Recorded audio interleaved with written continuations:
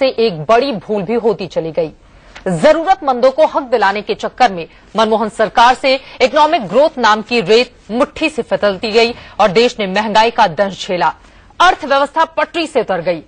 आज बीजेपी की संसदीय दल की बैठक में भावी प्रधानमंत्री नरेंद्र मोदी ने भी अंत्योदय के जरिए ही गरीबों के उत्थान का सपना दिखाया है।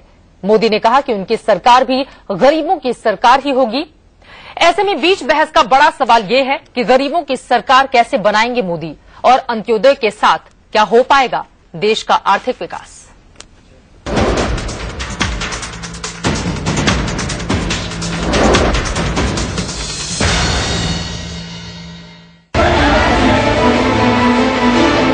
नरेंद्र भाई ने कृपा की।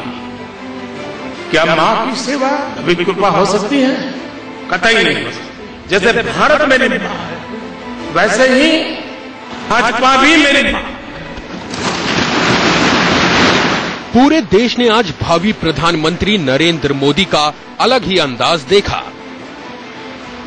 बीजेपी संसदीय बोर्ड की बैठक में शामिल होने के लिए मोदी जब पहली बार संसद भवन पहुंचे तो संसद को प्रणाम करके लोकतंत्र के प्रति अपनी गहरी आस्था जताई।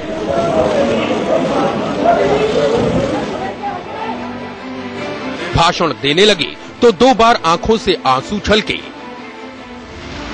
मोदी को रोता देख संसदीय बोर्ड की बैठक में मौजूद कई नेताओं की भी आंखें भर आईं। और जब रोना धोना खत्म हुआ तो अपनी सरकार के एजेंडे पर आ गए नरेंद्र मोदी। सरकार वो हो जो गरीबों के लिए सोचे। सरकार वो हो जो गरीबों को सुने। ऐलान कर दिया कि एनडीए की ये मोदी सरकार गरीबों की सरकार होगी। समाज के पीड़ित, शोषित, वंचित और दलित तबके की सरकार होगी। गांव हो, गरीब हो, किसान हो, दलित हो, पीड़ित हो, शोषित हो, वंचित हो,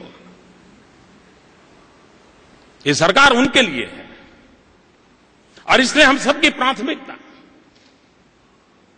उनकी आशा आकांक्षाओं की पूर्ति के लिए हो, यही हमारा प्रयास रहेगा। मोदी ने पंडित दीनदयाल उपाध्याय को भी याद किया। उनकी जन्म शताब्दी मनाने का जिक्र करते हुए मोदी ने ये भी साफ किया कि गरीबों की सरकार की रूपरेखा को मोदी किस लक्ष्य के इर्द गिर्द लाकर समेट रहे हैं। पंडित दीनदयाल उपाध्याय जी के शताब्दी पर्व के लिए पार्टी भी सोचे, सरकार भी सोचे और दरिद्र नारायण की सेवा, अंत्योदय, ये पंडित दीनदयाल उपाध्याय जी ने हमें दिए हुए हैं।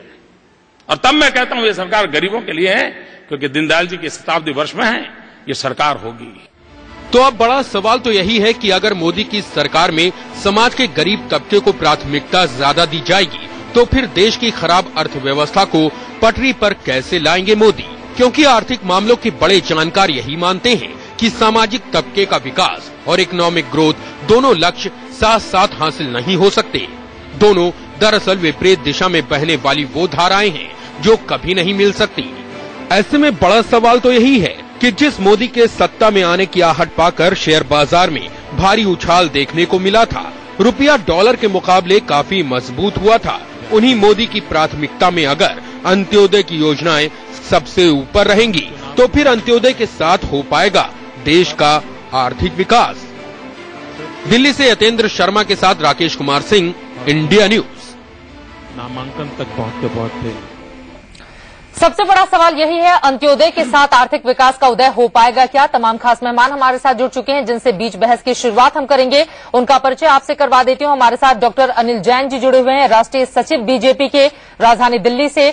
अवधेश कुमार जी वरिष्ठ पत्रकार स्टूडियो में मौजूद हैं। इनके अलावा इकोनॉमिक्स और मार्केट एक्सपर्ट आकाश जिंदल भी इस वक्त हमारे साथ जुड़ चुके हैं स्टूडियो में। लेकिन सबसे पहले सवाल अनिल जैन आपसे ही मेरा है, अंत्योदय के साथ आर्थिक विकास का उदय कैसे करेंगे नरेंद्र मोदी? कोई फॉर्मूला है क्या उनके पास?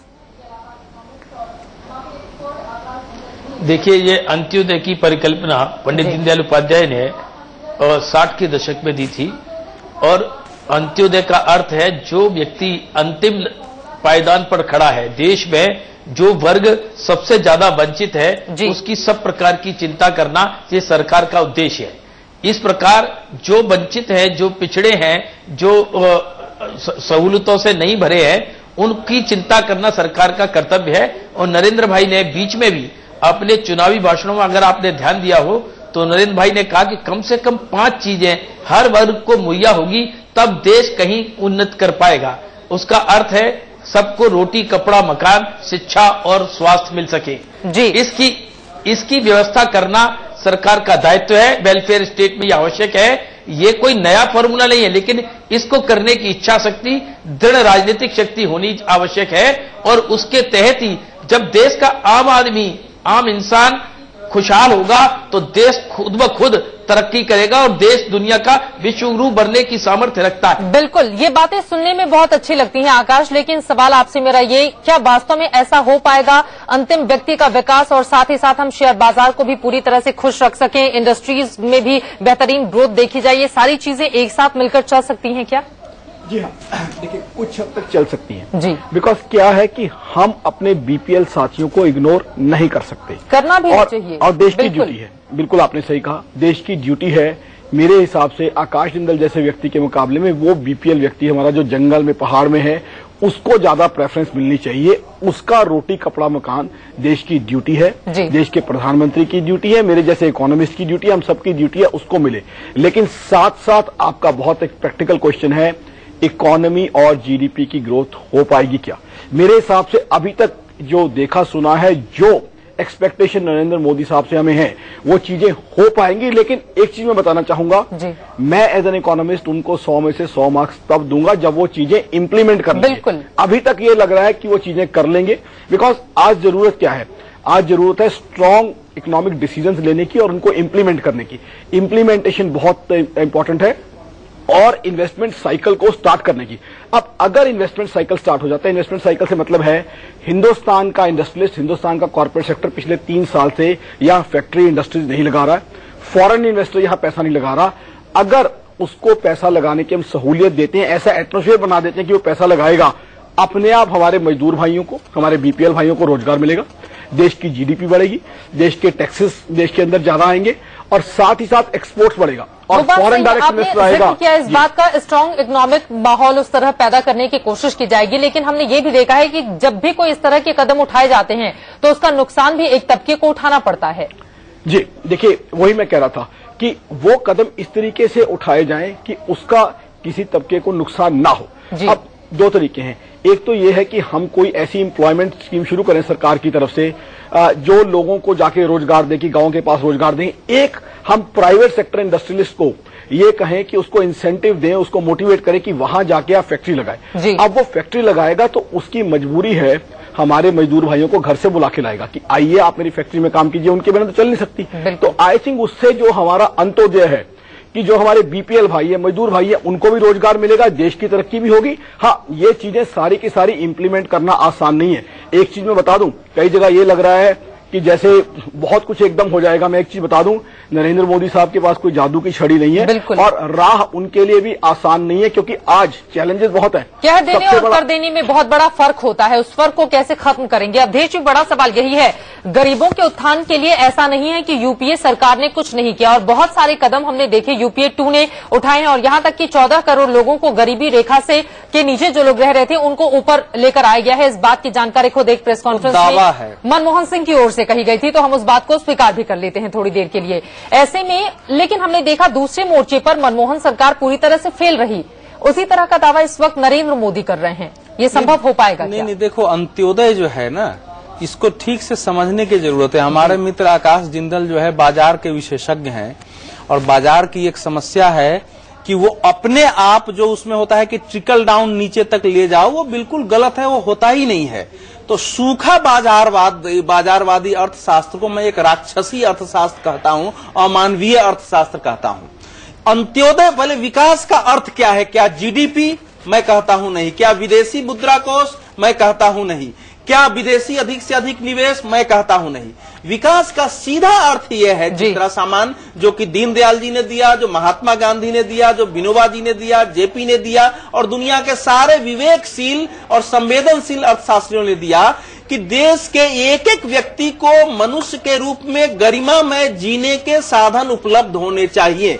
कम से कम न्यूनतम तो उपलब्ध हो ही हो। यही सारी कोशिशें तो यूपीए सरकार की ओर से भी की गई थी, वो वहां पर फेल्योर क्यों रह गई? सबसे बड़ा सवाल तो ये है ना जी। तो अंत्योदय का अर्थ ये नहीं है, अंत्योदय का अर्थ ये कतई नहीं है कि इस समय के संपूर्ण विकास ढांचे को हम खत्म कर दें।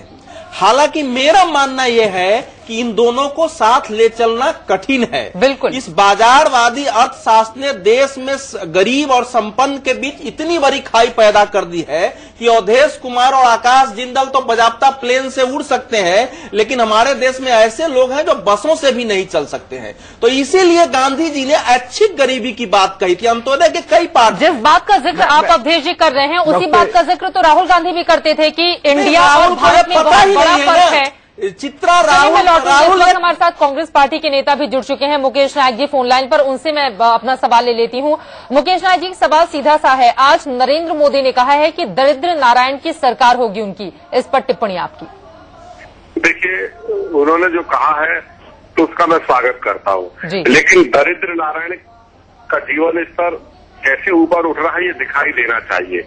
आज देश के नौजवान ये चाहते हैं कि दिखाई देने वाले परिवर्तन देश में हो, रोजगार कैसे मिले, महंगाई कैसे कम हो, डीजल पेट्रोल के दाम कैसे कम हो, अनिवार्य उपभोक्ता सामग्री के दाम कैसे कम हो और उसके मांग और पूर्ति में संतुलन हो, विदेशों से काला धन ये कैसे वापस मंगाएंगे, विदेशी मुद्रा का भंडार ये कैसे भरेंगे, नक्सलवादी समस्या का हल ये क्या ढूंढेंगे, आतंकवादियों पर आंतरिक सुरक्षा की दृष्टि से ये क्या कदम उठाएंगे, पढ़ाई से देशों से इनके क्या संबंध होंगे। और चित्रा जी, सबसे महत्वपूर्ण बात यह है कि जो छोटे मध्यम और वृहद उद्योग है भारतवर्ष के, इन्होंने टेक्नोलॉजी को अपग्रेड करने की बात की है।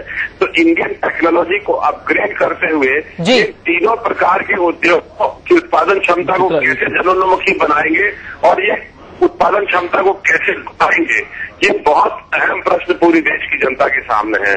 जो इन्होंने सपने दिखाए हैं, जो वायदे किए हैं, ये काफियों का ताज है। आकाश जिंदल, आपसे कुछ सवाल पूछना चाह रहे थे। मेरा नाम आकाश जिंदल है, मैं एक मार्केट एक्सपर्ट हूं, किसी पार्टी से कोई कनेक्शन नहीं। मैं एक चीज जानना चाहता हूं, विदेशों से काला धन वापस लाना, आपकी सरकार ने, मुझे थोड़ा ज्ञानवर्धन करेंगे, विदेशों से कितना काला धन वापस लाई है और क्या क्या उसके लिए एफर्ट किए गए हैं? एफडीआई, फॉरेन डायरेक्ट इन्वेस्टमेंट, पिछले 2 साल में कितने ग्रीनफील्ड प्रोजेक्ट आपकी सरकार ने लगाए हैं और कितने लोगों को नए प्लांट्स की वजह से रोजगार मिला है? और एक चीज रह गई थी जो मैं अवधेश भाई बात कर रहे थे, मेरा यहां कहने का मतलब था, अगर इंडस्ट्री लगती है, बाजार से बिल्कुल कनेक्टेड है, तो हमारे मजदूर भाइयों के बिना इंडस्ट्री नहीं लग सकती। आज रिफाइनरी है, स्टील मिल है, 20,000 15,000 मजदूर भाई चाहिए, तो वो उनको घर से बुला के लाएगा, उनको 10,000 15,000 20,000 रुपए महीना की जो है तनख्वाह देगा, तो अपने आप जो है हमारे बीपीएल मित्रों का जो है उनका जीवन स्तर बेटर होगा। आज बाजार से अलग हम नहीं हो सकते। सवाल आपने किया है। आकाश जिंदल जी का सीधा सवाल है मुकेश नायक जी आपसे, काला धन कितना यूपीए की सरकार वापस आई है देश में, और एफडीआई किन किन क्षेत्रों में, जो सवाल पूछा है उसका आंसर तो एक बार पूछ लें। अब ग्रीन सिग्नल किन किन क्षेत्रों में दिखाया गया, वहां पे इम्प्लीमेंट हो पाया है? जितनी बातें ये अभी कर रहे हैं मुकेश भाई जी, इन्होंने अपनी सरकार से सवाल क्यों नहीं किया? अब तो आपकी सरकार बनने जा रही है ना अनिल जैन जी, जवाब अब आप लोगों को देना पड़ेगा। चलिए मुकेश जी पहले जवाब दे दीजिए आकाश जी के सवालों का। मेरा कहना है चित्रा जी, जो जवाब हमें देना पड़ते थे, अब वो जवाब बीजेपी की सरकार को देना है। हम तो आपसे कह रहे हैं, हमने कुछ नहीं किया, चुनाव हार गए, अब ये करके बता दें हमने। तो कुल मिलाकर मुकेश जी, क्या आप मान रहे हैं कि बहुत सारी कमियां रह गई जिसकी वजह से देश की ये हालत हुई और उसके लिए कांग्रेस पार्टी सीधे जिम्मेदार है? चित्रा जी, मैं ये कहना चाहता हूँ कि यूपी और यूपीए 1 में ऐतिहासिक काम हुआ है। 125 करोड़ रुपए का फूड सिक्योरिटी बिल आया है, आम आदमी को कुपोषण से मुक्त करने के लिए, उसको भूख से मुक्त करने के लिए। बहुत बड़े आर्थिक कार्यक्रम बने हैं। हम अंतर्राष्ट्रीय मंदी के शिकार हुए, उसके कारण हमारी जीडीपी और दूसरी चीजें हमारी बाहर जो दिखाई देती है उसमें कमजोरी दिखाई देती है, लेकिन देश की जो आर्थिक क्षमता थी उसके मुताबिक भरपूर काम इस देश में होता है। और में इससे ज्यादा तो पॉलिसी पैरालिसिस कभी रहा ही नहीं है इस देश में। आप ये कहना चाहते हैं क्या पिछले 2 साल से लगातार ये बात हो रही है कि पॉलिसी पैरालिसिस रहा है। क्या आप ये कहना चाहते हैं कि पॉलिसी पैरालिसिस एग्जिस्ट ही नहीं करता था? लौट कर हम आ जाते हैं बीजेपी के ऊपर। सबसे ज्यादा सवालों के जवाब अब डॉक्टर अनिल जैन को देने हैं। हम आपकी सब बात मान लेते हैं जी, और आपसे प्रार्थना करते हैं कि आप ये मेरा कहना दूर कर दीजिए। डॉक्टर अनिल जैन जी, तमाम बातों को हम मान लेते हैं क्योंकि कांग्रेस पार्टी ने बहुत सारी गलतियां की जिसका खामियाजा भी उसे 44 सीटों के साथ भुगतना पड़ रहा है, उससे इनकार नहीं किया जा सकता है। लेकिन सीधा सा सवाल यह है, सामाजिक तबके का विकास और इकोनॉमिक ग्रोथ दोनों साथ साथ चल पाएंगे क्या? क्योंकि बाजार को हम मान लेते हैं क्योंकि कांग्रेस पार्टी ने बहुत सारी गलतियां की जिसका खामियाजा भी उसे 44 सीटों के साथ भुगतना पड़ रहा है, उससे इनकार नहीं किया जा सकता है। लेकिन सीधा सा सवाल यह है, सामाजिक तबके का विकास और इकोनॉमिक ग्रोथ दोनों साथ साथ चल पाएंगे क्या? क्योंकि बाजार के जो जानकार हैं, इन दोनों का साथ लेकर चलना किसी टेढ़ी खीर से कम नहीं है, जो दावे आप लोगों की ओर से किए जा रहे हैं बार बार। वैसे बाजार के जानकारों को कुछ दिन के लिए चित्रा जी स्वाभाविक। चित्रा जी, मैं अवधेश जी मैं बता दूं जी, ऐसा है कि जो अंत्योदय के साथ में बड़ी आर्थिक योजनाएं, बड़ी आर्थिक पॉलिसीज नहीं बन सकती, ये भ्रम है। ये दोनों साथ साथ चल सकते हैं। इंटीग्रेटेड अप्रोच के साथ में जब विकास होगा तो अगर नहीं होगा तो भोड़ा विकास होगा, अगर एक सेक्टर का विकास होगा तो भोड़ा विकास होगा। व्यक्ति की जब ग्रोथ होती है तो खाली पैर बढ़ जाएंगे तो वो एनोमली है, अगर पूरा शरीर एक साथ बढ़ता है तभी विकास माना जाता है। और जहां तक इकोनॉमिक पॉलिसीज की बात है, जहां तक एफडीआई की बात है, इन्होंने देश में ऐसा वातावरण ही नहीं रखा कि एफडीआई यहां आ सके। एफडीआई यहां से भगाने का काम, क्योंकि इनके जमाने में पॉलिसीज पर काम ही नहीं हुआ, निर्णय ही नहीं हुए। अनिल जैन जी, इस आपका देश जो में घोषणा पत्र है भयंकर भंडार है। एफडीआई का, चूंकि आपने जिक्र कर लिया है तो सुन लीजिए उसमें लिखा क्या हुआ है। मल्टी ब्रांड खुदरा निवेश में विदेशी निवेश का विरोध कर रही है बीजेपी। तो आपकी स्थिति भी तो वैसी ही है जिसका जिक्र आप कर रहे हैं। करेगी मैं नहीं आप समझे नहीं। एफडीआई का मतलब केवल मल्टी ब्रांड रिटेल नहीं होता। मल्टी ब्रांड रिटेल एफडीआई का बहुत छोटा पार्ट है और मल्टी ब्रांड रिटेल से हमारे छोटे उद्योग धंधे, छोटे व्यापारी प्रभावित होते हैं। उसकी आवश्यकता नहीं है देश में। आप एफडीआई का बहुत छोटा परसेंटेज मल्टी ब्रांड रिटेल में आता है और उससे लाभ किसी देश में नहीं हुआ। जिन्होंने मल्टी ब्रांड रिटेल किया उन देशों में कहीं लाभ नहीं हुआ। एफडीआई का अर्थ है दूसरे बड़े निवेश, दूसरे निवेशों में। चलिए वो भी मैं बता देती हूँ, आप बल्कि उसको प्रोत्साहित करती है। सुन तो लीजिए, घोषणा पत्र में जो दूसरी लाइन है इस बारे में, उन्हीं क्षेत्रों में विदेशी निवेश की अनुमति जहां नौकरी और पूंजी का निर्माण हो, बाकी जगहों को ब्लॉक कर रखा है। बिल्कुल ठीक है ना, होना तो यही चाहिए। हर क्षेत्र में विदेशी पूंजी क्यों लाएंगे जहां इसमें क्या बुराई है? इसमें बुराई क्या है? इसमें बुराई की बात नहीं है, बात यह है कि बाकी जगहों पे तो आपने ब्लॉक कर दिया है ना। जवाब आकाश जिंदल से इस पर वो कायम रहते हैं कि नहीं रहते हैं। मुझे शंका यही है कि जो वो कह रहे हैं कि पूंजी निर्माण और जहां आवश्यक है वहीं विदेशी निवेश, यही अटल जी की सरकार के समय भी होता है कि हम पोटैटो चिप्स में नहीं लाएंगे, कंप्यूटर चिप्स में लाएंगे, लेकिन पोटैटो चिप्स में भी विदेशी निवेश आ गया। चलिए जवाब आकाश जी चले लेते हैं। वो आकाश, सबसे बड़ा सवाल यही है, अब चूंकि बातों के जरिए अपने इस हुनर का इस्तेमाल करके लोगों को आसानी से अपने पक्ष में कर लिया जाता है, लेकिन सवाल यह है क्या वास्तव में बाजार इस बात की इजाजत देता है? सामंजस्य बिठा पाना क्या इतना आसान होगा मोदी के लिए? देखिए, सामंजस्य बिठा पाना आसान नहीं होगा। जैन साहब एक मिनट जो है मुझे बात पूरी करने दीजिए। सामंजस्य बिठाना उतना आसान नहीं होगा, राह जो है मुश्किल है, ये राह आसान नहीं है लेकिन नामुमकिन भी नहीं है। और जैन साहब आप जवाब देना चाहते हैं तो एक मिनट मुझे सवाल पूछने दीजिए, उसका जवाब दीजिए। मोदी साहब से हमें बहुत उम्मीदें हैं और मोदी साहब की मैं पूरी इज्जत करता हूं और एक्सपेक्ट करता हूं वो परफॉर्म करेंगे, लेकिन 3 चीजों का रिप्लाई मुझे चाहिए। पहले तो डेफिसिट यानी सरकारी घाटा कितनी देर में और कैसे कम करेंगे। दूसरा, हाई इन्फ्लेशन कैसे कम होगी, जबकि आपको भी जानकारी होगी अल नीनो इंपैक्ट की वजह से आने वाला मानसून जो है वो बहुत कम होने की उम्मीद है, जिसकी वजह से किसान मित्रों का उत्पाद भी कम हो सकता है और फूड इन्फ्लेशन भी जो है बढ़ सकती है। मोदी साहब की स्पिरिट हम जानते हैं, उन्होंने चीजें करके दिखाई हैं, बट साथ ही साथ मैं जानूंगा कहां तक आप डेटा ला सकते हैं, जीडीपी ग्रोथ कहां लेके जाएंगे, इन्फ्लेशन कहां लेके आएंगे, देश की भौगोलिक स्थिति भी अलग अलग है। अल नीनो इंपैक्ट क्या आपने तैयारी की है, इसके ऊपर जो है थोड़ा रिप्लाई मैं चाहूंगा। डॉक्टर अनिल जैन जी, क्या तैयारी है आप लोगों की? मेरा इसमें यह कहना है कि फूड इन्फ्लेशन को बाकी सारे इन्फ्लेशन से अलग करके देखने की आवश्यकता है और हमारी सरकार ये करने वाली है। माफ कीजिएगा अनिल जी, आपको रोकना पड़ा है। इस वक्त हम दिखा रहे हैं जीतन राम मांझी ने नीतीश कुमार की जगह ले ली है। उनके शपथ ग्रहण समारोह की ये तस्वीरें आपके सामने हैं जो टीवी स्क्रीन पर आप देख पा रहे हैं। काफी बड़ा बदलाव हुआ है बिहार की राजनीति में। नीतीश कुमार ने इस्तीफा दे दिया, उसके बाद उन्होंने स्वीकार नहीं किया और अब बिहार के नए मुख्यमंत्री के रूप में जीतन राम मांझी सामने आ गए हैं। उनको राज्यपाल ने शपथ दिलाई है। आपको बता दें कि मजदूर परिवार में जीतन राम मांझी का जन्म 6 अक्टूबर 1944 को हुआ था। दलित समुदाय से आने वाले जीतन राम मांझी बिहार के नए मुख्यमंत्री बन चुके हैं। उनकी लाइव तस्वीरें इस वक्त हम आपको दिखा रहे हैं। गया सीट से जीतन ने लोकसभा का चुनाव लड़ा था, हालांकि जीत वो हासिल नहीं कर पाए थे और तीसरे नंबर पर वो रहे थे। जीतन राम मांझी नीतीश सरकार में SC/ST वेलफेयर मिनिस्टर भी रह चुके हैं, लेकिन अब वो बन गए हैं बिहार के नए मुख्यमंत्री। 1970 के बाद क्लर्क की नौकरी उन्होंने शुरू की थी। 1980 तक वहां काम भी किया। 2 फरवरी 1980 को रिजाइन करने के बाद वो राजनीति से जुड़ गए और तब से लेकर आज तक का राजनीतिक करियर उनका लंबा रहा है। लगातार संघर्षरत रहे हैं, लेकिन कई सवाल भी उनको लेकर उठ रहे हैं। कहा जा रहा है नीतीश कुमार ने दरअसल एक रबर स्टैम्प, और यहाँ पर देखिए राज्यपाल मुबारकबाद देते हुए जीतन राम मांझी जो कि बन चुके हैं बिहार के नए मुख्यमंत्री।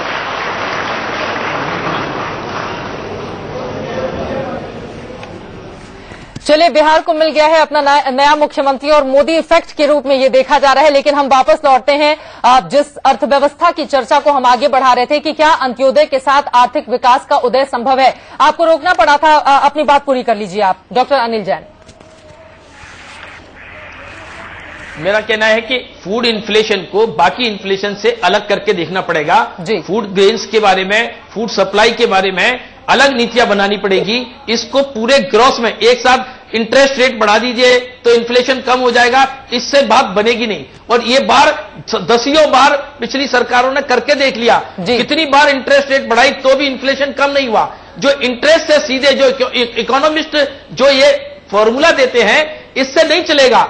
इसको डिफरेंट सेक्टर्स में अलग करके देखना पड़ेगा, जिसकी आवश्यकता है।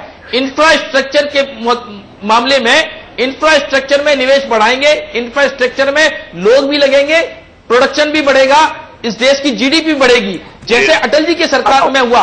अटल जी के समय पर दावे कर रहे हैं आकाश, हम मुस्कुराते हुए मैं तो यही पूछना चाहता हूं, फूड इन्फ्लेशन आपने अभी तक ये नहीं बताया कैसे कम करेंगे, कितनी कम करेंगे। इंटरेस्ट रेट की थ्योरी फूड इन्फ्लेशन को कम नहीं कर पाई, वो अलग चीज है। आपके पास क्या रोड मैप है, मैं ये जानना चाहता हूं किस तरीके से फूड इन्फ्लेशन को कम करेंगे। ये तो सामने आ जाएगा, लेकिन मूल प्रश्न आप बार बार एक चीज पर आकाश जिंदल का भी कुछ वर्ग हो जाना चाहिए ना। ये बार एक फूड इन्फ्लेशन को खलनायक बनाते हैं भैया। वो खाद्यान्न जो है किसानों के पास 10 रुपया जाता है। बीजेपी से ये सवाल है, उसका जवाब उन्हें देने दीजिए। लेकिन मेरा आपसे सीधा सा सवाल है, ये सवाल ही बड़े अर्थशास्त्री डॉक्टर मनमोहन सिंह डिस्कशन को घुमा देते हैं। ये बाजार के विशेषज्ञ जो है ना, देखिए बाजार को और सामाजिक पहुंचा दिया 2008 से विचार के लिए। अब देश की खाने पीने के बिना देश कैसे चलेगा? सारे डूब गए, अमेरिका यूरोप संकट में आ गया। अब भी इन्हीं के विचार पर देश अगर चलने लगेगा तो थोड़ा ही होना है। फूड इन्फ्लेशन तो हर व्यक्ति को इम्पैक्ट करता है, मजदूरों को इम्पैक्ट करता है, किसानों को एक बार सुनने तो दीजिए, वास्तव में बाजार चाहता क्या है। मेरी सुनिए, मैं जवाब देता हूं आपको जी, मैं जवाब देता हूं इसका। देखिए, इसमें जब तक देश का सिंचित इलाका, सिंचित एरिया नहीं बढ़ाया जाएगा, जिस प्रकार मध्य प्रदेश ने अपने सिंचित एरिया को बढ़ाया, देश में मध्य प्रदेश की जो एग्रीकल्चर ग्रोथ रेट थी वो बहुत कम थी और वो 17-18 पे पहुंच गई। आप एग्रीकल्चर सेक्टर में क्या क्या कर सकते हैं, एग्रीकल्चर की लागत कैसे कम कर सकते हैं, सिंचाई का क्षेत्र कैसे बढ़ा सकते हैं, किसान अपने जो प्रोड्यूस है उसकी कम कीमत में ज्यादा में कैसे बेचेगा और किसान को इसका लाभ मिलना चाहिए। बीच के लोग कैसे खत्म होंगे, इससे ये फूड इन्फ्लेशन कम होगा। अनिल जी, आपकी बात बिल्कुल सही है। चलिए, इस सवाल का जवाब आप दे दीजिए। मैं जो बातें आपने कही हैं उसे कितना इत्तेफाक रखते हैं आकाश में पूछूंगी, लेकिन सवाल बड़ा ये है, नरेंद्र मोदी के नाम के बाद शेयर बाजार में जो खुशहाली देखी गई वो अभी तक बरकरार है और वो हम देख भी पा रहे हैं। लेकिन सवाल सबसे बड़ा ये है कि दोनों को साथ साथ लेकर नरेंद्र मोदी चल पाएंगे क्या, या फिर एक तबके की नाराजगी का सामना उन्हें करना पड़ेगा और उसकी स्थिति रिजल्ट के रूप में हमें देखने को मिल सकती है आने वाले दिनों में। नहीं, ऐसा कभी नहीं होता। ऐसा मैं कह रहा हूं, जब यही तो योजना और सरकार चलाने की माहिरी है। इसमें दोनों चीजों को कैसे इंटीग्रेटेड अप्रोच से आप ले जा सकते हैं, ये संभव है, ये असंभव चीज नहीं है। इसके लिए ठीक प्रकार की योजनाएं हर सेक्टर के हिसाब से देख करके की जाएगी। आप एक तरफ एक ढांचे से नहीं चल सकते हर दृष्टि में।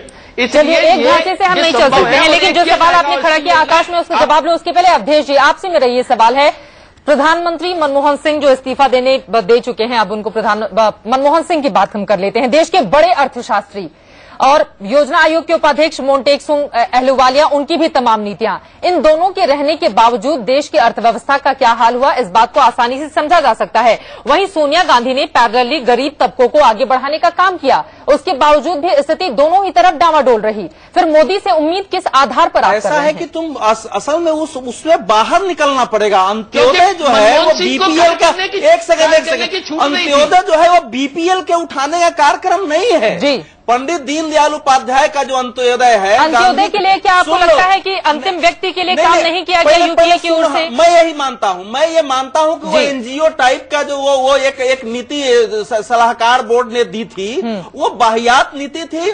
वो वैसे ही था जैसे मैं सूट पहने हुए हूं और सत्यनारायण भगवान के पूजा पर ऊपर से जरा हम धोती लपेट ले, वो विकास नहीं है। और हमारे मित्र आकाश जिंदल जैसे मार्केट के, मैं कह रहा हूं कि हमारे देश में 5 साल शेयर मार्केट नीचे रहने दो, लेकिन शेयर मार्केट अगर ऊपर है और देश में किसान 1-1 लाख आत्महत्या कर रहे हैं, देश के गरीब आदमी को दवा कैसे चले? सबसे बड़ा सवाल यही है, इसलिए कह रहा हूं आत्महत्या भी ना करें और देश की अर्थव्यवस्था। गांधी विनोबा जेपी ने सहकारी, सुनो ना भैया, ये अर्थनीति, गांधी विनोबा जेपी और दीनदयाल उपाध्याय ने कहा ये बात तो सबसे पहले बार-बार बात कर रहा हूं, जीवन चलेगी। और वो परस्पर सहकार का अर्थ ये था कि एक आदमी के पास सब कुछ नहीं है, लेकिन भारत के सब लोगों को मिला दिया जाए तो हर आदमी के लिए सब कुछ है। इस समय हमारे देश में किसी के पास खरबों रुपए है, किसी के पास 5 रुपया नहीं है। ये राष्ट्रीय अपराध इसी अर्थव्यवस्था ने किया है, इसको बदलना पड़ेगा। लेकिन मुझे संदेह है कि नरेंद्र मोदी इस नीति को बदल पाएंगे, इसको बदलने की जरूरत है। आपके पीछे आधार क्या है? सबसे बड़ा तो यही है ना कि किस आधार पर आपने इतनी सारी बातें गिना दी, नरेंद्र मोदी ये भी कर देंगे, वो भी कर देंगे, नहीं कहा है, मैंने कहा कि होना चाहिए। उम्मीदें तो आप उसी तरह से जता रहे हैं। मुझे संदेह है कि नरेंद्र मोदी ये बात अगर कर पाएंगे तो देश के लिए एक स्वर्णिम अवसर होगा। मैं उम्मीद करता हूं। सबसे पहले कहना चाहता हूं, किसान और मजदूर का भला होना चाहिए, सबसे इंपॉर्टेंट इकोनॉमी में वो है, उस चीज के बारे में तो कोई डिनायल ही नहीं है। लेकिन बात सिर्फ ये हो रही है कि किसान भाइयों और मजदूर भाइयों का भला कैसे हो। अब फूड इन्फ्लेशन तो एक ऐसी चीज है, अब डॉक्टर जैन ने जो बातें गिनाई हैं वो सारी की कल्टीवेबल एरिया को बढ़ाया जाए, यील्ड बढ़ाई जाए, ये सारी लॉन्ग टर्म की चीजें हैं। फूड इन्फ्लेशन आज हमारे सर पे खड़ी है। ब्लैक मार्केटिंग होर्डिंग अभी तक स्टेट का सब्जेक्ट था और आज तक ये इशू रहा है। मैं ये चाहता हूं कितनी जल्दी और कितना डेटा में ये कन्वर्ट हो पाएगा कि अल्टीमेटली घंटे में मोरारजी भाई ने मार्केट पर कंट्रोल कर लिया था। तो ठीक है, तो उसका जवाब देने दीजिए ना उनको, उनका जवाब देने दीजिए। कल्टीवेबल एरिया बढ़ाना अच्छी बात है, यील्ड बढ़ाना अच्छी बात है, किसान भाइयों से ज्यादा पैदाइश कराना अच्छी बात है, लेकिन वो सब चीजों का इंपैक्ट आते आते 2 से 5 साल लग जाएंगे। फूड इन्फ्लेशन हमें आज की तारीख में रिड्यूस करनी है, क्योंकि इन्फ्लेशन बिचौलिए भी हटेंगे, बिचौलिए ये बोलिए आप, बिचौलिए हटेंगे तो और जल्दी होगा। ये इसकी 2 तरह की नीतियां हैं। एक लॉन्ग टर्म प्लानिंग है जिसमें मैंने बताया कि कल्टीवेटेड एरिया बढ़ाएंगे, आप यील्ड बढ़ाएंगे, लागत कम करेंगे, उनको बीमा करेंगे किसानों का, उनके लाभ का बीमा करेंगे। लेकिन ये लंबी योजना है। शॉर्ट टर्म प्लानिंग में क्या है कि बिचौलिए हटेंगे, होर्डिंग हटेगी। आपने जो फूड ग्रेन्स आपने खरीदा, सरकार ने उनको वाजिब दाम दिया, उनको किसानों को। किसान की जब क्रय क्षमता बढ़ेगी, किसान की परचेज कैपेसिटी बढ़ेगी, तो सारे देश का जीडीपी वैसे भी बढ़ेगा। अभी तक ब्लैक मार्केटिंग और होर्डिंग जो है, एक मिनट प्रश्न पूछने दीजिए। अभी बिचौलिए हटेंगे तो होर्डिंग हट जाएगी, नहीं बिचौलिए हटेंगे तो होर्डिंग हटेगी। देखिए, 2 बात अंत्योदय में थी, जरा आप याद कर लीजिए। पहली बात जो ये थी वो ये थी कि इस देश में अमीरी और गरीबी की खाई घटाई जाएगी। एक आदमी का अगर 1 रुपया है तो अधिकतम 16 रुपया दीनदयाल जी का था। ये आपने नरेंद्र मोदी याद कर रहे हैं ना, आप याद कर रहे हैं। पहली बात तो यह रखने की जरूरत है। दूसरी बात, उसमें लैंड रिफॉर्म की बात थी कि एक किसान के पास इतनी जमीन हो जिससे उसका काम चल जाए और जो बचता है उसके लिए बाकी रोजगार का काम करें। अगर डिटेल देखेंगे अंत्योदय तो वो बहुत व्यापक कार्यक्रम है जिसको जनता पार्टी की सरकार ने अपनाया था। लेकिन ये लोग तो डिटेल में ना जाते हुए अब्दुल जी, सीधा सा है सवाल ये कि ये जो खाई है उसको हम दूर कैसे करेंगे, और सबसे बड़ा सवाल यही है कि अगर आपने पूरा रख दिया तो दूसरी स्थिति को आप कैसे उबारेंगे जिस तरह से देश की अर्थव्यवस्था इस वक्त गर्त में है। इसका मूल आधार यह है कि आपके पास आय चाहे जितनी हो, इसी को गांधी जी ने अच्छी गरीबी कहा, दीनदयाल ने न्यूनतम उपभोक्ता कहा, लेकिन आप खर्च केवल उतना करो जितनी न्यूनतम आपकी जरूरत है। अगर इकोनॉमी में ये नहीं लागू होगा तो इस देश में कभी भी किसी का भी जो लोभ है और भूख है वो पूरा नहीं हो सकता। अंत्योदय एक व्यापक दर्शन है, वो इतना छोटा नहीं है। जी, आपकी इजाजत से सिर्फ एक चीज पूछना चाहता हूं जो अभी तक रिप्लाई नहीं मिला। सर, जीडीपी कितनी हो जाएगी? फूड इन्फ्लेशन कहाँ आ जाएगी? चलो, जीडीपी नहीं चाहिए, लोगों का सुख सकता है। अंत्योदय एक व्यापक दर्शन है, वो इतना छोटा नहीं है। जी, आपकी इजाजत से सिर्फ एक चीज पूछना चाहता हूं जो अभी तक रिप्लाई नहीं मिला। सर, जीडीपी कितनी हो जाएगी? फूड इन्फ्लेशन कहाँ आ जाएगी? चलो, जीडीपी नहीं चाहिए, लोगों का सुख चाहिए। फूड इन्फ्लेशन कम नहीं चाहिए आपको? हमारे साथ जुड़ चुके हैं सीधे इस वक्त मुकेश नायक जी। मुकेश नायक जी भी जुड़ चुके हैं, जरा उनसे हम मुकेश नायक जी, यहाँ पर तमाम दावे और वायदे करते हुए बीजेपी के नेता दिखाई दे रहे हैं, लेकिन सच्चाई तो इस बात में है ना, आप लोगों ने इतनी गहरी खाई बना दी है जिसको पार पाना नई सरकार के लिए भी इतना आसान नहीं होगा। अटल जी के समय पर जीडीपी 8.4 थी। जीडीपी मुकेश नायक जी के पास एक बार जाना, जीडीपी बढ़ाने के लिए जीडीपी, अभी मैं ये कह दूंगा कि जीडीपी, हम जीडीपी को डबल डिजिट में ले जाने का हमारा एम है। हम इस डबल डिजिट में ले जाना चाहते हैं जीडीपी। दूसरा, फिस्कल डेफिसिट जो बढ़ा है, सरकारी खर्चे कैसे कम हो, सरकारी व्यवस्थाओं में दोहन जो हो रहा है, जो ब्लैक मार्केटिंग में जो भ्रष्टाचार में पैसा गया है, ये भ्रष्टाचार रुकेगा तो निश्चित रूप से ये फिस्कल डेफिसिट भी कम होगा। नंबर कितना रिड्यूस हो जाएगा? इसकी वजह से रिड्यूस कितना हो जाएगा? गड़बड़ हुआ। आप कितना चाहते हो? कितना रिड्यूस हो जाएगा? आप कितना चाहते हो कि इन्फ्लेशन कितना हो, एफडीआई कितने होंगे, आप उनको ग्रिल किए जा रहे हो। आप क्या मानते हो जीडीपी कितना होना चाहिए? बिल्कुल, मैं बताता हूँ। प्रोड्यूस की इनको जवाब देने अर्थशास्त्री जब हमारे साथ बैठते हैं तो मुझे भी आनंद आता है। आपको कितना चाहिए? मैं ये चाहता हूँ कि जीडीपी ग्रोथ आप 8 से 9% पे लेके जाएं, फिस्कल डेफिसिट को 2 से 3% लेके आए और फूड इन्फ्लेशन को 4 से 5% लेके आए, और ये सारी चीजें मैनेज हो सकती हैं। अवधेश भाई, मैं पूरा डेटा दे सकता हूँ और उसको सब्सटेंशिएट कर सकता हूँ। वो कैसे हो सकती है हम समझेंगे, नीति से नहीं होने वाली है। लेकिन उससे पहले मुकेश नायक जी हमारे साथ जुड़ चुके हैं, एक बार उनके पास हम चलते हैं। मुकेश नायक जी, लेकिन एक कम से कम स्थिति स्पष्ट है ना, नरेंद्र मोदी पूरी दृढ़ता दिखा रहे हैं कि एक तरफ वो बाजार को भी खुश रखेंगे, दूसरी तरफ जो अमीर और गरीब के बीच में खाई है उसको भी पाटने की कोशिश करेंगे। इसका तो कम से कम कांग्रेस स्वागत करेगी ना?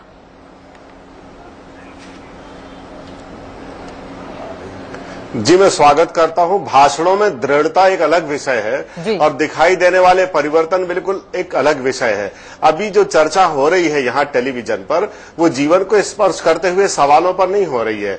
अभी जीडीपी, मुद्रास्फीति, फूड इन्फ्लेशन, इस पर बात हो रही है। पिछले दिनों प्याज के दाम अचानक पूरे देश में ज्यादा हो गए क्योंकि इतनी ज्यादा वर्षा हुई, अतिवृष्टि के कारण जो प्याज के रोपे लगाए गए थे वो सारे के सारे खत्म हो गए और स्वाभाविक रूप से मांग और पूर्ति में असंतुलन हुआ तो प्याज के दाम बढ़ गए। अब ये जो विद्वान बैठे हैं, ये इस तरह के फूड इन्फ्लेशन को कैसे उसमें बैलेंस बनाएंगे, जरा बताएं। दूसरी बात कही गई जी, प्याज के दाम का एक बार फायदा भी तो आप लोग दिल्ली में उठा चुके हैं। मैं उसका जवाब देना चाहूंगा। मैं ये कहना चाहूंगा, एक मिनट, मैं उसका जवाब देना चाहूंगा। मैं जवाब देना चाहूंगा। सरकार की ड्यूटी है कि एंटीसिपेट करे किस चीज की कितनी डिमांड होगी। सरकार के पास पूरी मशीनरी है कि पहले से एडवांस में ये डाटा कलेक्ट करे कि कौन से खाने पीने के सामान की कितनी डिमांड होगी, उस हिसाब से प्रोडक्शन कराए। प्रोडक्शन किसान भाइयों ने करनी है, उनको मोटिवेट और इंसेंटिवाइज किया जाए कि इस चीज की डिमांड होने वाली है, आप इस चीज को प्रोड्यूस कीजिए ताकि हमारे किसान भाइयों को उचित बहुत बड़ा कारण होता है। सरकार की ड्यूटी है, देखो सरकार की ड्यूटी है की बात से मैं सहमत हूँ। औद्योगिक पूंजीवाद के दायरे में ये संभव नहीं है। औद्योगिक पूंजीवाद के अनेक खतरे हैं जो हमारे देश ने भुगता है। हम तो प्याज की बात कर रहे हैं, पूंजी कहां से आ गई? कहना पड़ेगा तो हमारी अर्थनीति पर पुनर्विचार करने की जरूरत है। अंत्योदय अलग से नहीं हो सकता है, ये संपूर्ण अर्थव्यवस्था है। इसीलिए मैं कह रहा हूं कि नरेंद्र मोदी कह जरूर रहे हैं, लेकिन मुझे संदेह है इसमें। और आप लोगों चले कम से कम अब अवधेश जी को संदेह तो हुआ। और शेयर मार्केट का सुनो, ये लोग दबाव बनाएंगे जीडीपी और शेयर मार्केट का, ये करने भी नहीं देंगे सरकार। मैंने तो शेयर मार्केट की बात ही नहीं की, मैंने तो प्याज के दाम कम करने की बात की है, फूड इन्फ्लेशन कम करने की बात की है। अब फूड इन्फ्लेशन कम करना कौन सा राक्षसी काम है? इन्होंने मुझे राक्षस करार दे दिया है। अगर मैं खाने पीने के सामान की महंगाई कम करना चाहता हूँ तो इसमें कौन सा राक्षस बना गया? सवाल आपसे कर रहे हैं, जरा इनको भी जवाब दे दीजिए ना। सारा सवाल सोचते हैं कि हम ही एक बार अनिल जैन जी का और हम रुक कर लेते हैं। अनिल जैन जी, सबसे बड़ा सवाल यही है कि बीजेपी बार बार सपने तो दिखा रही है, लेकिन सबको पता है बड़े अर्थशास्त्री मनमोहन सिंह रहे, उनके पास पूरा का पूरा एक कुनबा रहा जो अर्थशास्त्र को मजबूती दे सकता था, लेकिन चूंकि स्थिति बाजार की ऐसी नहीं थी कि उसे पटरी पर लाया जा सके। यही सवाल मोदी से किया जा रहा है कि जादू की कोई छड़ी है क्या? बाजार की स्थिति की वजह से नहीं हुआ जी ना, मैं बताता हूं। ये बाजार की स्थिति की वजह से नहीं हुआ क्योंकि मनमोहन सिंह को अपनी सरकार में कार्य करने की छूट नहीं थी, उनकी इकोनॉमिस्ट लॉबी को भी कार्य करने की छूट नहीं थी। ये सरकार केवल पॉपुलिस्ट मेजर पर काम करती थी और किसी के दूसरे के डंडे से चलने वाली सरकार थी। इसके कारण से पॉलिसी पैरालिसिस हुई और करप्शन पर ये मनमोहन सिंह चाहते हुए रोक नहीं लगा पाए, इस वजह से सरकार नाकाम सिद्ध हुई। मुकेश नायक जी इसका जवाब देंगे। ठीक प्रकार से दोहन नहीं किया गया, इस वजह से सरकार काम नहीं कर पाई। इन चीजों की जब कमियां हट जाएंगी तो निश्चित रूप से कोई भी सरकार ठीक प्रकार से काम कर पाएगी। यहां सरकार के कितने केंद्र थे यही नहीं पता था। कभी सरकार सोनिया जी के हिसाब से चलती थी, कभी राहुल गांधी पर्चा फाड़ देते थे, कभी मनमोहन सिंह थोड़ी बात अपनी चला लेते थे। इस कारण से सरकार चलिए जवाब ले लेते हैं। मुकेश नायक जी, जब सत्ता का इतने सारे केंद्र होंगे तो स्थिति यही बनेगी भ्रष्टाचार के कारण। जी मुकेश नायक जी, हमारे यहाँ बहुत सारे केंद्र नहीं। मुझे ऐसा लग रहा है कि इन्हें दोबारा टेलीविजन बोलने के लिए मिलेगा नहीं। इतना ज्यादा ये बोल रहे हैं, दूसरे को बोलने नहीं दे रहे। मैं ये कहना चाहता हूं, जिस पॉलिसी पैरालिसिस की और जिस इन्फ्लेशन की, जिस प्रति व्यक्ति आय में कमी की, जिस करप्शन की ये बात कर रहे हैं, अटल बिहारी वाजपेयी जी की सरकार का नजारा हम सब लोगों ने देखा है। इनके राष्ट्रीय अध्यक्ष पूरे देश के सामने नोट गिनते हुए दिखाई देते थे। इनके केंद्रीय मंत्री ये कहते थे कि पैसा खुदा तो नहीं है, लेकिन खुदा की कसम उससे भी कम नहीं है। पूरे देश भर ने ये देखा है। मैं ये कहना चाहता हूँ, आज की परिस्थितियां बिल्कुल अलग हैं। आप 1 लाख रुपए गिनते हैं और आप 1 लाख करोड़ का हिसाब नहीं देते हैं। और स्वर्गीय हो गए मुकेश नायक जी, आपके ही पहले स्टेट। मैं ये कहना चाहता हूं कि मैं ये कहना चाहता हूं कि अब ये सब ठीक कर लेंगे, देश में सबको रोजगार मिल जाएगा, विदेशी मुद्रा का भंडार देश में भर जाएगा, डीजल पेट्रोल के दाम कम हो जाएंगे, कुपोषण खत्म हो जाएगा, जो पूरे देश में है विकास की नदियां बह जाएंगी, इंफ्रास्ट्रक्चर देश का बहुत अच्छा हो जाएगा, पड़ोसियों से भारत के बहुत अच्छे संबंध हो जाएंगे। मैं इन्हें शुभकामनाएं देता हूं। अभी तो इन्होंने सरकार चलाना शुरू नहीं किया है, जो चुनौती सामने है, जब उसकी धार में आएंगे तब इनकी असली शक्ल, इनका असली रूप पूरे देश की जनता के सामने आ जाएगा। मेरा सवाल और भी है, मनमोहन सरकार पर तमाम तरह के आरोप लग रहे हैं, लेकिन वास्तव में सच्चाई क्या रही जिसकी वजह से सरकार ने कोई ऐसा फैसला नहीं लिया और उसी की वजह से आज इतनी बड़ी खाई हमें अमीर और गरीब के बीच में देखने को मिलती है और जिसका जिक्र बार बार मोदी अपने भाषणों में भी किया करते हैं। आई थिंक सबसे बढ़िया प्रश्न आज का यही है, रेलिवेंट है। देखिए एक चीज बता दूं, मैं एक इंडिपेंडेंट इकोनॉमिस्ट हूं, बीजेपी कांग्रेस दोनों जानते हैं कि इकोनॉमी के लिए क्या रिक्वायर्ड है और कांग्रेस ने भी कुछ हद तक वो चीजें करने की कोशिश की थी। हुआ क्या कि उनको सपोर्ट नहीं मिली, उनको अपने एलाइज की सपोर्ट नहीं मिली, ऑपोजिशन की सपोर्ट नहीं मिली, उनके पास नंबर्स नहीं थे। तो इसलिए कांग्रेस को हम ये नहीं कह सकते कि उन्होंने रिफॉर्म्स करने की कोशिश नहीं की, उन्होंने रिफॉर्म्स करने की कोशिश की है। आज बीजेपी से हमें उम्मीदें ज्यादा क्यों हैं कि उनके पास नंबर्स ज्यादा हैं, वो डिसीजन दे सकते हैं। एक चीज मैं एज एन इकोनॉमिस्ट बता दूं, आज देश के हर इकोनॉमिस्ट को मालूम है कि देश में रिक्वायर्ड क्या है, क्या काम करना है हर पॉलिटिकल पार्टी को पता है, हर इकोनॉमिस्ट को है। बात सिर्फ इंप्लीमेंटेशन की है। कांग्रेस उस चीजों को इंप्लीमेंट नहीं कर पाई और कांग्रेस ने चाहा इंप्लीमेंट करना। एक चीज मैं बता दूं, कांग्रेस ने कोशिशें की, उस समय उसको साथ नहीं मिल पाया, ना ऑपोजिशन का ना एलाइज का। आकाश, आपको माफी के साथ रोकना पड़ रहा है। एक बड़ी खबर इस वक्त की सामने आई है। कांग्रेस पार्टी की ओर से एक अजीबोगरीब दलील दी गई है। हार पर कांग्रेस की ये अजीबोगरीब दलील सामने आई है। संघ ने मोसाद के साथ मिलकर साजिश रची है, ये दलील दी गई है। इजरायली खुफिया एजेंसी है मोसाद और उसका जिक्र किया है कांग्रेस पार्टी ने और ये कहा है कि दरअसल कांग्रेस नेता मोहन प्रकाश की ओर से ये बयान दिया गया है। मिथिलेश कुमार सिंह इस वक्त जुड़ चुके हैं ज्यादा जानकारी लेकर। मिथिलेश, इस तरह की दलील क्यों दी गई और क्या कहा गया है मोहन प्रकाश की ओर से? चित्रा, दरअसल कल कांग्रेस कार्य समिति की बैठक हुई थी जहां कांग्रेस अध्यक्ष सोनिया गांधी, राहुल गांधी और प्रधानमंत्री मनमोहन सिंह मौजूद थे। उनकी मौजूदगी में ये दलील दी थी। मोहन प्रकाश ने कहा कि 2009 से ही इजरायली एजेंसी मोसाद ने हिंदुस्तान में आरएसएस के साथ मिलकर काम करना शुरू किया है और उसके नतीजतन हमारी हार हुई है। इस तरह से करारी हार हुई है। ऐसे में राहुल गांधी के खास रणनीतिकारों के ऐसे दलील कांग्रेस कार्यकर्ताओं के भी नहीं पच रही है। कांग्रेस कार्यकर्ता ये कहने में जुट गए हैं मजे लेकर कि दिवालियापन है कांग्रेस नेताओं का कि वो अब इजरायली एजेंसी मोसाद पर हार का टिकरा फोड़ रहे हैं। मोहन प्रकाश ने सबकी मौजूदगी में प्रधानमंत्री मौजूद थे, राहुल गांधी मौजूद थे, कांग्रेस अध्यक्ष सोनिया गांधी मौजूद थी, कांग्रेस के वरिष्ठ नेता मौजूद थे। वहां पर ये बेतुकी बात कह दी कि इजरायली एजेंसी मोसाद ने आरएसएस के साथ मिलकर हिंदुस्तान में कांग्रेस को हराने का काम किया है। एक और दूसरी हैरत भरी दलील है वित्त मंत्री रह चुके चिदम्बरम की। उन्होंने कहा है कांग्रेस मुख्यालय में आने पर लगता नहीं है कि कांग्रेस हेडक्वार्टर है। कांग्रेस हेडक्वार्टर की देखभाल की जिम्मेदारी एक सीईओ के हवाले कर देना चाहिए जो कॉर्पोरेट स्टाइल में कांग्रेस हेडक्वार्टर को चलाया। चलिए, शुक्रिया इस पूरी जानकारी के लिए। हार पर कांग्रेस पार्टी की अजीबोगरीब दलील सामने आई है और उसके पीछे वजह भी है। 44 सीटों पर ही कांग्रेस सिमट गई है। फिलहाल लगातार हम बात कर रहे थे कि आखिर देश की अर्थव्यवस्था को पटरी पर कैसे लेकर आएंगे नरेंद्र मोदी और साथ ही अंत्योदय योजना जिसका जिक्र किया जा रहा था। वक्त की कमी है, इस वजह से आकाश जिंदल आपका, अवधेश जी आपका और साथ ही अनिल जैन जी और मुकेश नाइक जी, आप चारों का बहुत शुक्रिया हमारे साथ इस चर्चा में शामिल होने के लिए। उम्मीद हम यही कर सकते हैं कि कम से कम नरेंद्र मोदी एक ऐसी नीति पर काम करेंगे जिससे देश का आखिरी आदमी भी खुश हो सके और बाजार में भी उसी तरह की खुशी देखी जा सके जैसी नरेंद्र मोदी के नाम के सामने आने के बाद देखी गई थी। फिलहाल एक ब्रेक के लिए रुकेंगे, वापस जब लौटेंगे तो आगे आपको दिखाएंगे, मिलवाएंगे आपको आगे नए सांसदों से। आप कहीं मत जाएगा।